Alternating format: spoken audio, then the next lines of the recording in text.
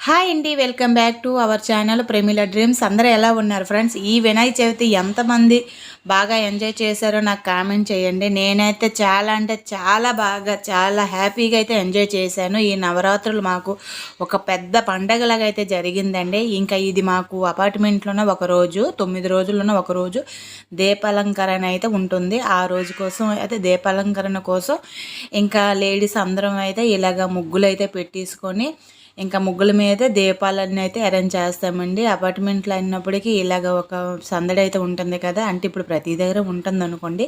ఫైనల్గా అయితే ఈ ముగ్గు ఇలాగ ఉండింది. ముగ్గు మీకు నచ్చితే ఒక లైక్ ఇవ్వండి. ఇంకా అలానే అందరం లేడీస్ అందరం అయితే ఎల్లో శారీసే కట్టుకోవాలనే ఒక కాన్సెప్ట్ మీద అయితే అందరం ఎల్లో శారీస్ కట్టేసుకొని చాలా హ్యాపీగా చాలా భక్తిగా అయితే దేవుణ్ణి అయితే మొక్కేసుకొని ఇంకా దీపాలంకరణ అయితే చేసుకున్నామండి. అంటే వీడియోస్ తీయడానికి మరి ఎవరు కూడా సహకరించలేదు, అందుకని ఇంక వీడియో తీయలేదు. కొన్ని ఫొటోస్ అయితే పెడతాను. ఈ విధంగా అయితే మేము అందరం ఎల్లో శారీస్ కట్టుకొని అయితే బాగా ఎంజాయ్ చేసుకొని చక్కగా దీపాలంకరణ శివలింగం చాలా బాగుంది కదండి, చాలా బాగా నచ్చింది నాకు కూడా. ఇంకా మనకి వచ్చేసండి ఇంకా పండగల్లోన ప్రతి పండగ హడావుడి ఉంటుంది అనుకోండి, కానీ వినాయక చవితి అంటే అదొక స్పెషల్ డే లాగా మనకందరికీ గడిచిపోద్ది కదా. ఇంకా ఈ ఇయర్ మాకు ఒక అద్భుతం ఏం జరిగిందంటే, మేము ఒక 2 డేస్ ముందే అయితే మేము వినాయకుడిని అయితే తెచ్చుకున్నాము పూజ కోసం.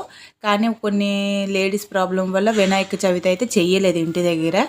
కానీ అది చెయ్యలేదు కదా, ఇంకెందుకు నిమజ్జనం అయితే చేసేసి తీసుకుని ఇంట్లో మరి ఉంచకూడదు కదా, తీసుకుని వెళ్ళి నీటిలో కలిపియండి అని అయితే మా వారికి అయితే ప్రతిరోజు చెప్తున్నాను. ఆయన ప్రతిరోజు మర్చిపోతూనే ఉన్నారు.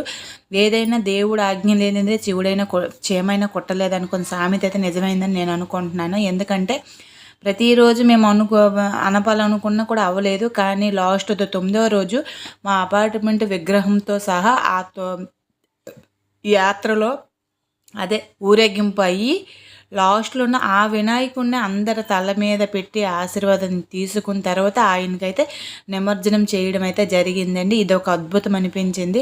ప్రతిరోజు చెప్తున్నాను, కానీ ఎందుకు అలాగ అనిపించిందో నాకు కూడా ఫైనల్గా అదైతే మాకు అర్థమయ్యింది.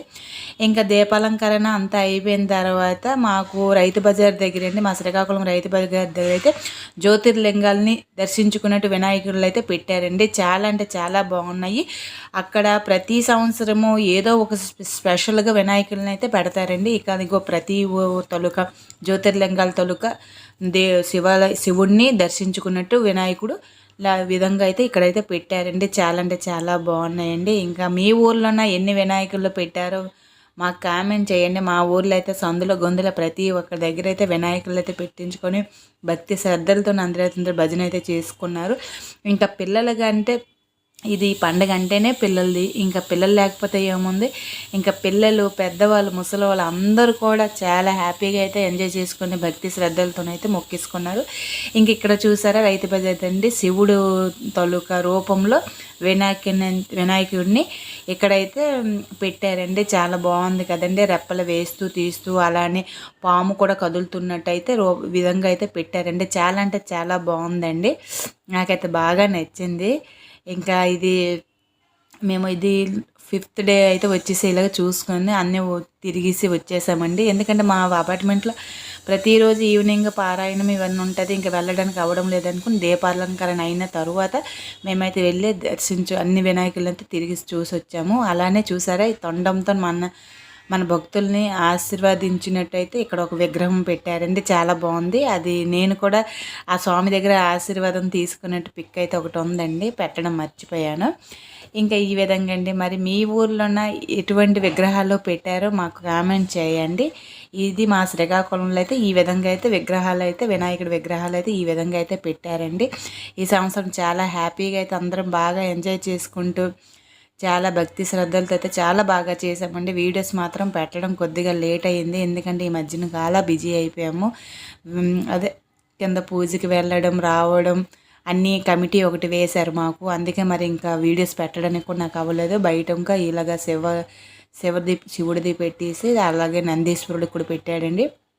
ఈ వినాయక చవితి అనేటప్పటికి మనకి 9 రోజులు అంత ప్రతి ఒక్క వీధిలోన ప్రతి ఒక్క రోడ్లో అంత సందడిగా అయితే ఉంటుంది కదండి. ఇంకా లైట్ సెట్టింగ్లతోటి అలాగే పెద్దవాళ్ళతో పాటు చిన్నపిల్లలతో చాలా సందడిగా 9 రోజులు అయితే గడిచిపోతుందండి. కానీ ఈ సంవత్సరం అయితే నాకు నిమజ్జనం చేసేటప్పుడు చాలా బాధ అనిపించింది.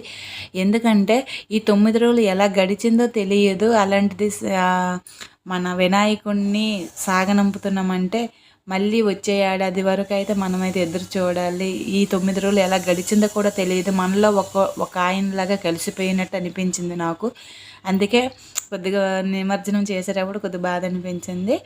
ఇంకా ఇలాగ అయితే అయింది, తప్పదు కదా. ఇక్కడ ఒకటి అయింది, ఒక పెట్టారండి వెంకన్న స్వామి తాలూకా రూపం విధంగా వచ్చేటట్టుగా అయితే ఒకటి చూసారా, ఏడుకొండల వెంకన్న స్వామి రూపంలోనే ఒక వినాయకుడిని అయితే పెట్టారండి. ఇంకా వినాయకులు అన్నీ అయితే చూసేసుకొని ఇంకా ఇంటికి అయితే రిటర్న్ అయిపోయామండి.